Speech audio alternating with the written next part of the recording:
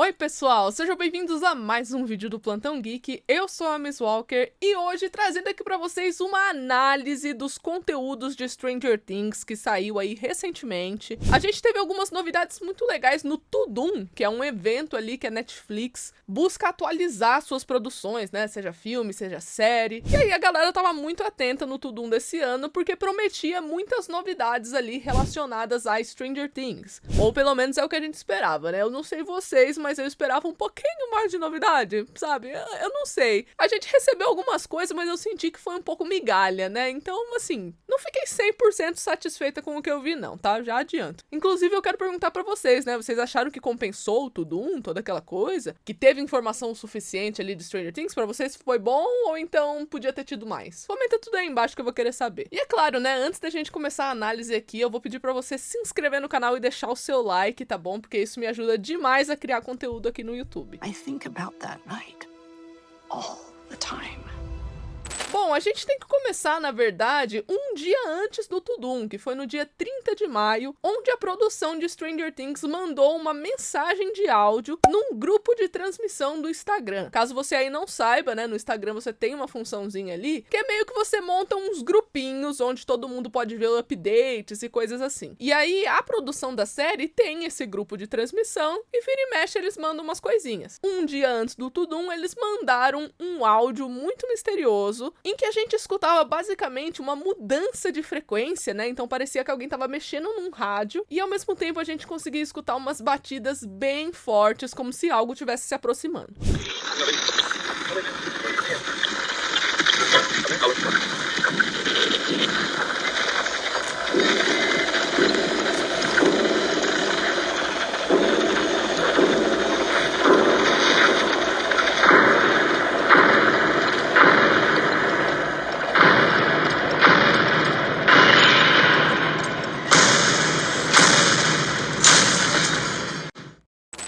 Forma ali da produção preparar os fãs, né, para o que viria ali no Tudum. E acontece que o próprio teaser pode ter revelado ali o que tem nesse áudio, afinal de contas, né? O que são essas batidas. Então eu vou deixar para falar um pouco mais sobre isso quando a gente estiver analisando o material do teaser que saiu aí da temporada, porque rolou muito mais novidade além desse áudio aí. A primeira coisa foi referente às datas de lançamento, né? Então Stranger Things vai sair em 3 datas diferentes. O primeiro volume, que vai acontecer dia 26 de novembro de 2025, vai lançar os 4 primeiros episódios. Então a gente vai ter o episódio 1, Missão de Resgate, o 2, Desaparecimento de Holly Wheeler, o 3, A Armadilha, e por fim o episódio 4, Feiticeiro. Depois a gente só vai ver o volume 2 lá no Natal, onde a gente vai ter ali dos episódios 5 até o 7. Então teremos ali episódio 5, Tratamento de Choque, episódio 6, A Fuga de Camazotz, inclusive eu tô muito ansiosa pra ver esse daqui, tá? E episódio 7, A Ponte. O último episódio de Stranger Things, aquele que vai encerrar essa história super épica, vai acontecer no ano novo, gente. Sim, então você não vai acabar Stranger Things no Natal, você vai acabar no ano novo, dia 31 de dezembro de 2025, onde a gente vai ter o 8º e último episódio da série,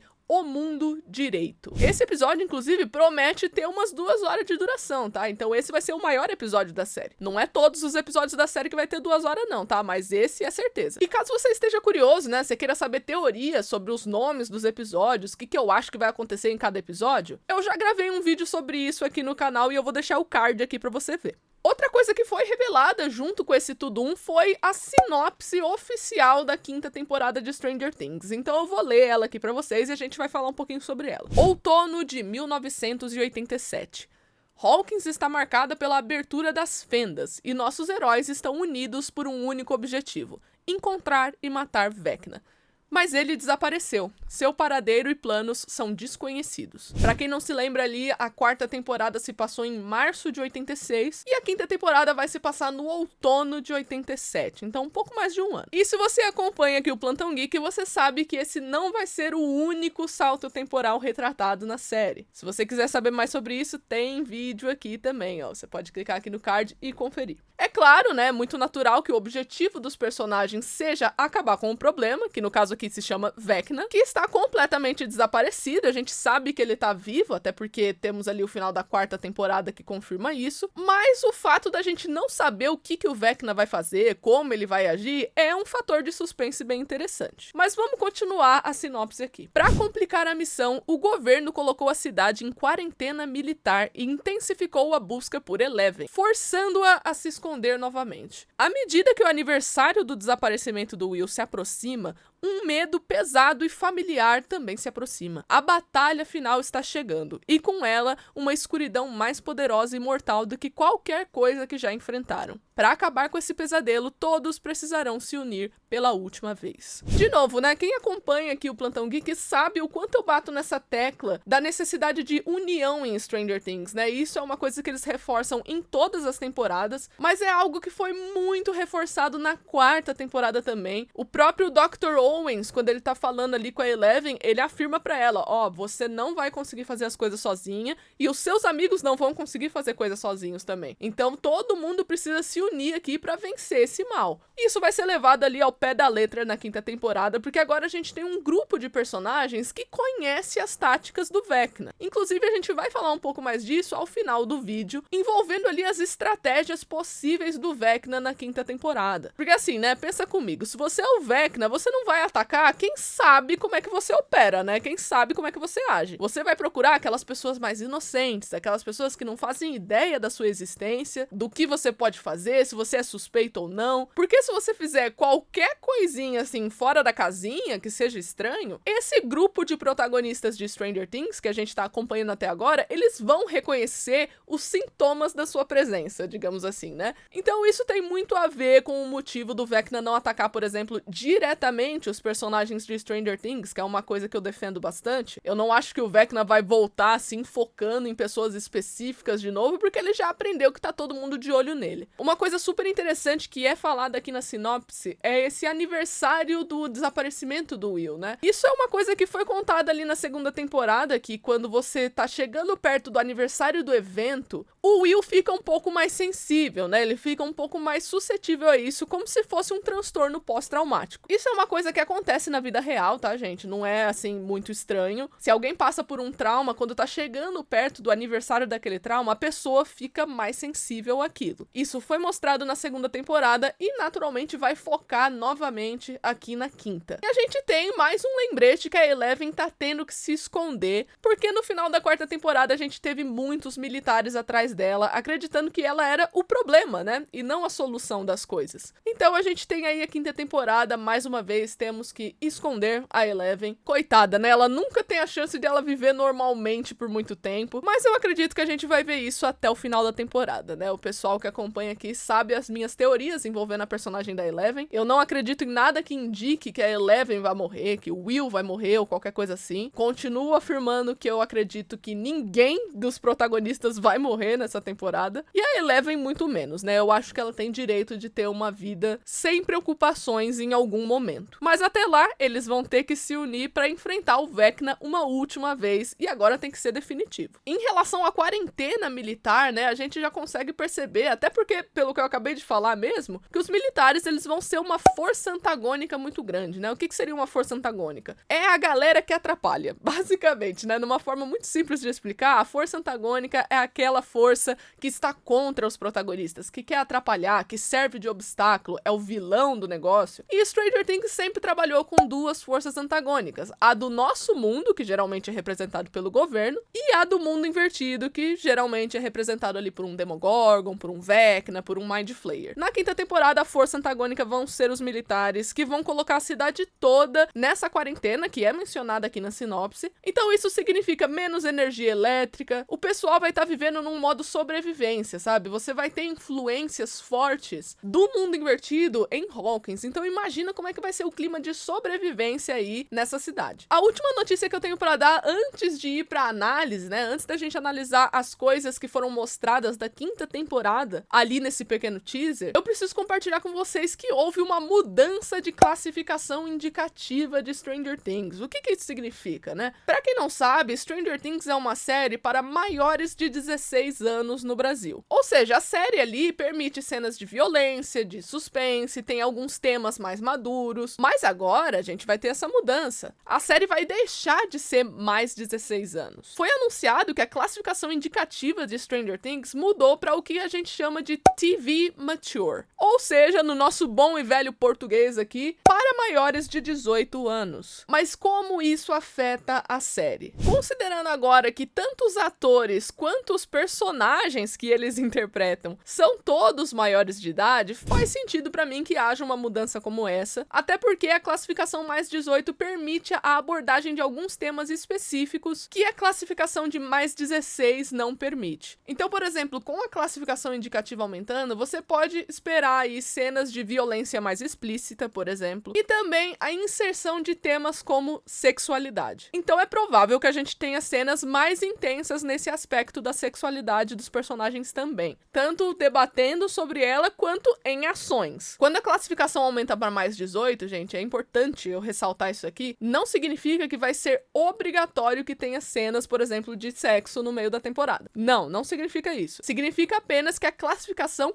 permite que isso aconteça. Deu pra sacar? A mesma coisa com a violência explícita, tá? Esse mais 18 pode ser referente a simplesmente um tema muito mais maduro que você não poderia falar em outras classificações indicativas. Enfim, é só quando a gente assistir que vamos entender isso direito, mas eu acho essa mudança super válida, até porque os personagens estão mais velhos e os atores também. Então a gente tem que mostrar aqui uma maturidade, né? Afinal de contas, Stranger Things é uma trama de maturação, ou seja, a gente tem que focar ali, narrativamente falando, uma passagem entre um momento da vida dos personagens para outro. E geralmente quando você faz isso, acontecem mudanças de classificação indicativa. Então até aí, normal.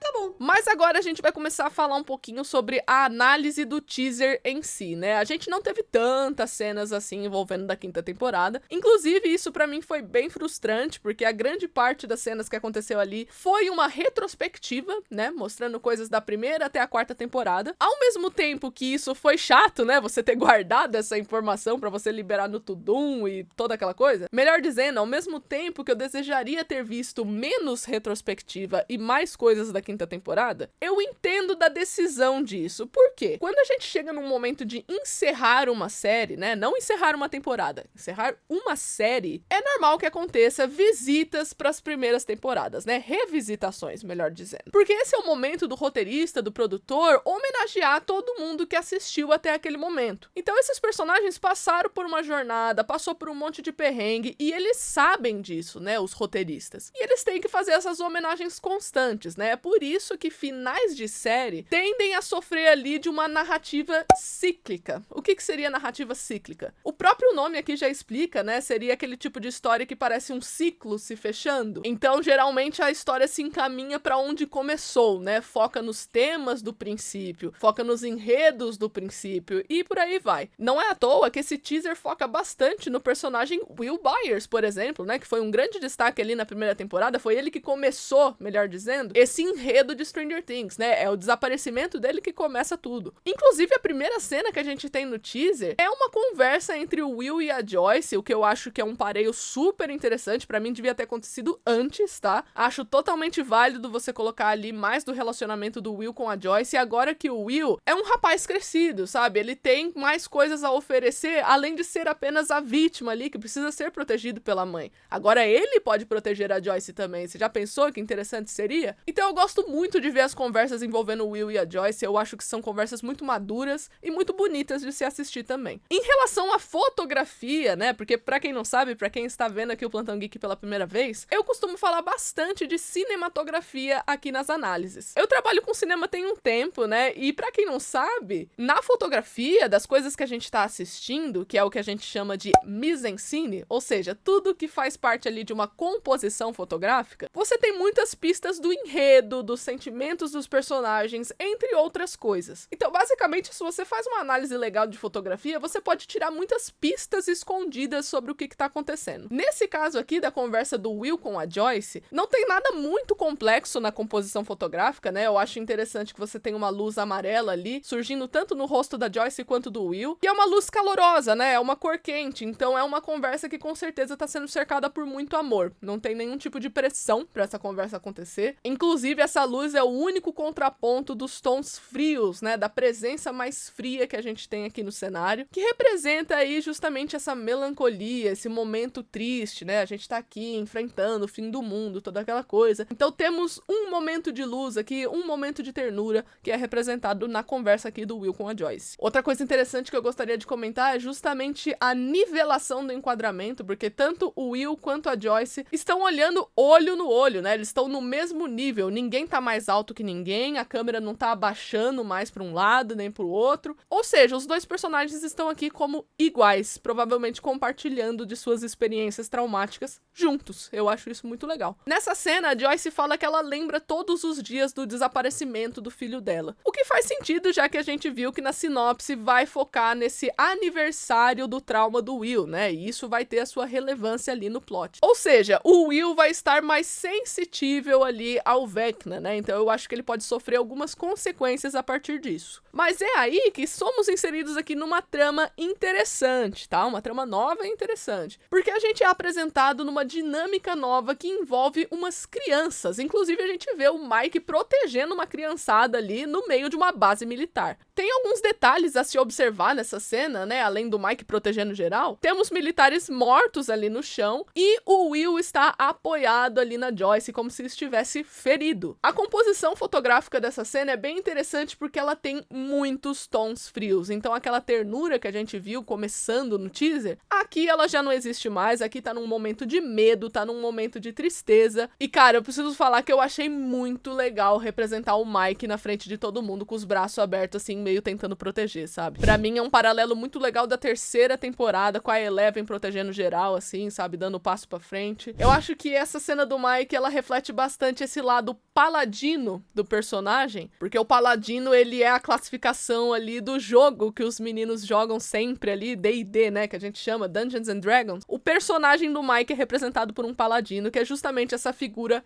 heróica, essa figura que se coloca na frente, assim, pra defender os outros e tal. E a gente tá falando de um menino que pulou de um penhasco pra salvar um amigo lá na primeira temporada, né, entre outras coisas heróicas que o Mike já fez na vida também. Então, pra mim, faz pleno sentido a gente ter um enquadramento como esse. Considerando que a gente sabe que nessa temporada o Vecna vai atrás da Holly Wheeler, inclusive a gente fez toda uma cobertura envolvendo essa trama aqui no canal também, vou deixar mais um card aqui pra você ver, caso tenha perdido, né, essas teorias. Mas isso é algo que de qualquer forma tá no nome dos episódios, né, você tem um episódio da quinta temporada que vai se chamar O Desaparecimento de Holly Wheeler. E isso faz muito sentido com a nossa análise inicial de que o Vecna ia procurar vítimas que caíssem nos truques dele, né, aquelas pessoas mais inocentes que não sabem muito do que tá acontecendo. Nada mais certeiro do que você procurar um monte de criança inocente, né, que provavelmente não vai entender nada que tá acontecendo, que é muito mais suscetível à manipulação do Vecna, já que o grupo principal está atento ao perigo, né, que é uma coisa que a gente já tinha comentado aqui também. Inclusive, desses personagens que estão aparecendo aqui, a gente tem um novo personagem que já tinha sido divulgado mesmo, que seria esse menino de óculos aqui. É um personagem que vai chamar Derek, e ele vai ter uma certa participação aí nessa temporada, pelo que a gente sabe. Outro momento que você vê que tem uma proteção aí pra essas crianças é uma cena da Joyce, né, que ela tá com um machado, assim, fazendo alusão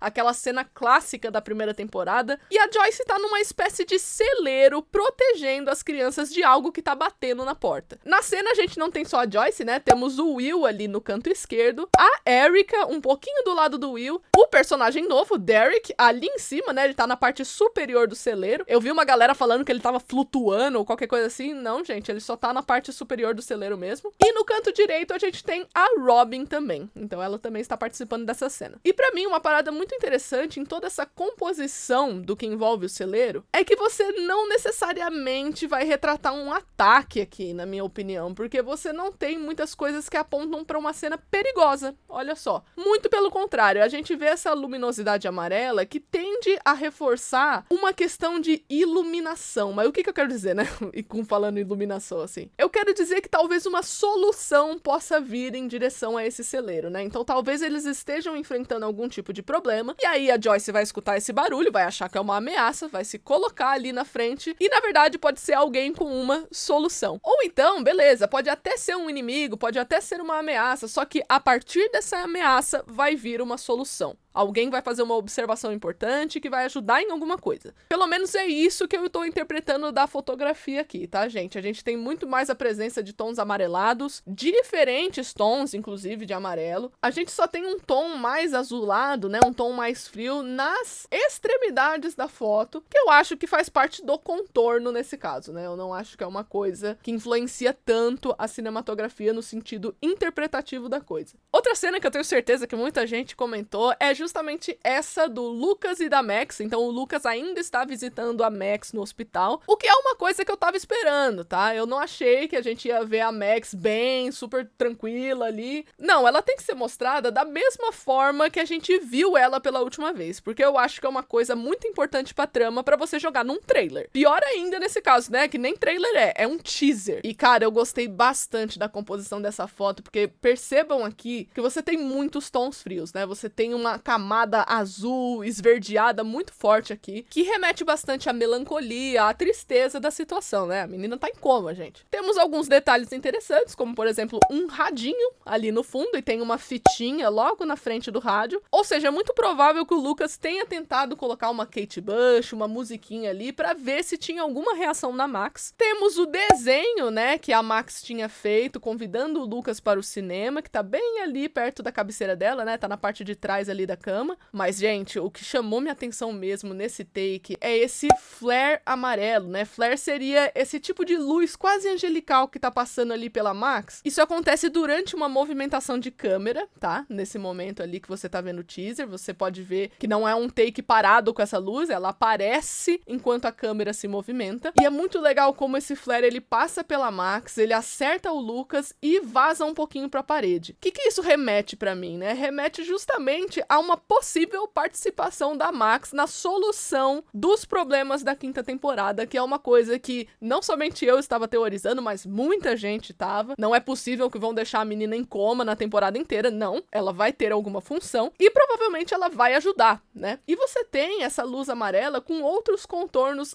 avermelhados, né? Como, por exemplo, ali na jaqueta do Lucas, justamente para você remeter à ternura também, né? É um momento de carinho, é um momento de zelo que tá acontecendo ali. E ao mesmo tempo, por parte do Lucas, é um momento de bravura, de coragem, porque ele também é representado usando esse vermelho, né? Você tem um contorno vermelho nas mãos, por exemplo. Então é bem interessante que o Lucas é um personagem que ele não desiste da Max, né? Toda vez ele tá indo lá, toda vez ele tá tendo coragem pra enfrentar esse momento doloroso, e eu acho bem bacana que isso é retratado na cinematografia também. Inclusive, esse foi um dos meus takes favoritos desse teaser. O Steve e o Dustin também apareceram nesse teaser, eles estão olhando para cima, né? E é interessante notar que o Dustin tá machucado, né? Vocês tinham reparado isso? Então aconteceu alguma coisa com o Dustin, algum acidente, que ele ficou bem arrebentado, né? E a ambientação aqui é um pouco mais simples de se analisar na cinematografia, porque seria a ambientação do mundo invertido, né? A gente tem alguns esporos, tem algumas coisinhas assim no ar, que é bem característico do mundo invertido. Mas o que é interessante notar também é o posicionamento da câmera. Aqui a gente tem um enquadramento que é chamado de high shot, ou seja, plano alto. Jogou a câmera lá pra cima pros atores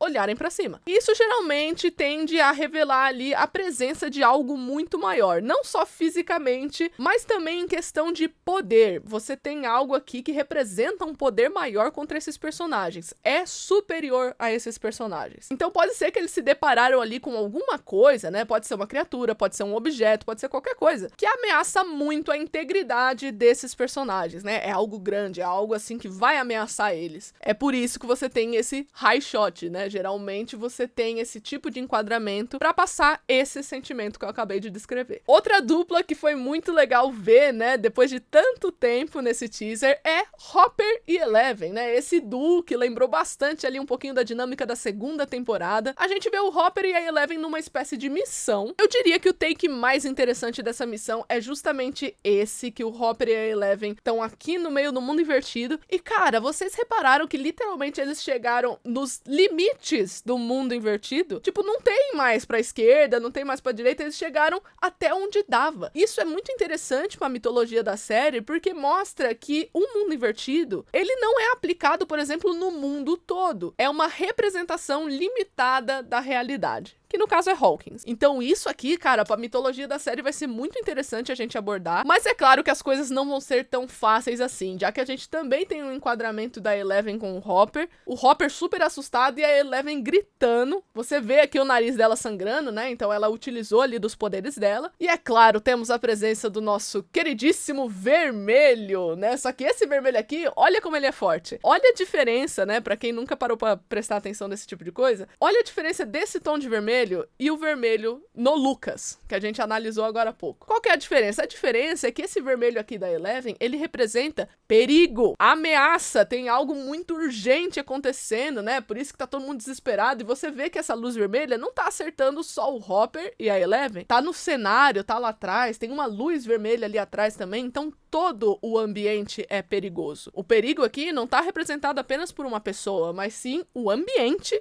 em que eles estão, né? Que esses personagens aqui estão no momento. Temos um outro take de todos os militares encarando uma espécie de portal aparecendo, né? Que novamente é representado por que cor? Vermelho, né? É claro que é perigoso esse portal, é claro que tem alguma coisa saindo ali de baixo. E o perigo é tão grande que a cena final ali é o Will gritando pra gente fugir. Num paralelo muito bacana com a primeira temporada, quando o Will pede pra Joyce fugir, utilizando as luzes da parede. Vocês se lembram disso? Então, de certa forma, a gente tem alguma coisa atacando uma base militar aqui que tá afetando não apenas o Will, mas também a Eleven. E essa leitura me fez, assim, ficar muito feliz, porque, cara, eu fico aqui falando no Plantão Geek desde os primórdios do tempo, desde que tava ali na segunda temporada, em como o Will e a Eleven representam dois pesos de uma mesma balança de Stranger Things, né? Stranger Things não funciona se você tirar um desses personagens. Então, pra mim, é muito icônico que aconteceu alguma coisa, assim, muito abrupta, né? Está acontecendo algo muito intenso nessa base,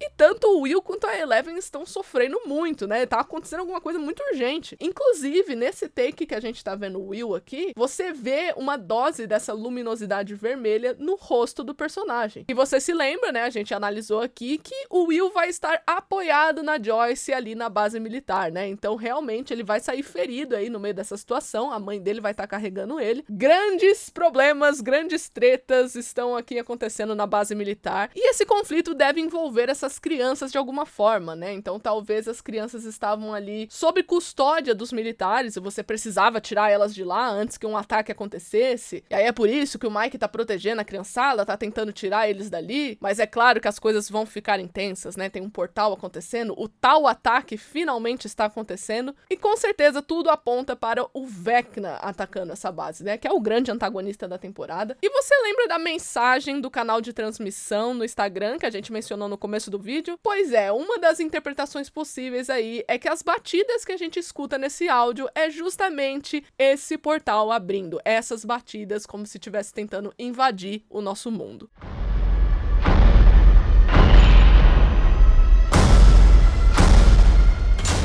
Mas enfim, gente, esse foi o máximo de análise que eu pude fazer com base no que eu vi nesse teaser. Eu não acredito que a gente tenha imagens da temporada toda nesse teaser, tá? Muito pelo contrário, eu acho que temos cenas ali de, no máximo, 2 episódios. Eu chutaria que essas cenas é grande parte ali do episódio 3, talvez episódio 4. Não é uma coisa muito pra frente, não. É algo que relaciona ali ao primeiro volume, acredito eu. Ou seja, os 4 primeiros episódios. Mas, de qualquer forma, eu quero saber o que você achou desse anúncio, né? Você curtiu a análise do vídeo de hoje? Se você curtiu, não esquece de deixar o seu comentário aí falando o que você achou, deixa o seu like e se inscreve no canal, que dessa forma você me ajuda demais aqui no YouTube. E é claro que você pode compartilhar esse vídeo pra todo mundo que você conhece, que gosta de Stranger Things também, que tá muito ansioso pra volta dessa série. E eu vejo vocês no próximo vídeo. Tchau!